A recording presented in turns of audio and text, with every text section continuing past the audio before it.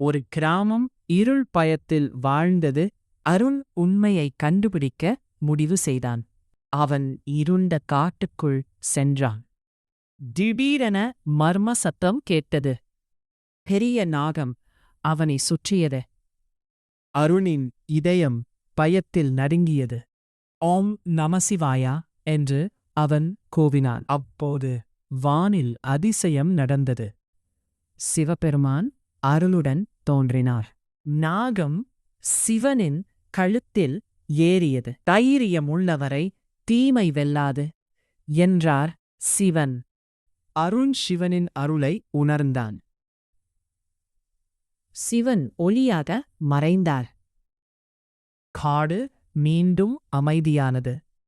அருண் கிராமத்திற்கு திரும்பினான். அவன் சிவபெருமானின் அருளை கூறினான். கிராமம் முழுவதும் பக்தி பரவியது. சிவனின் அருள் அனைவரையும் காத்தது. அருண் இனி எந்த பயமும் இல்லாமல் வாழ்ந்தான். பயம் மறைந்து நம்பிக்கை பிறந்தது. நம்பிக்கையும் தைரியமும் இருந்தால் எந்த பயத்தையும் வெல்லலாம்.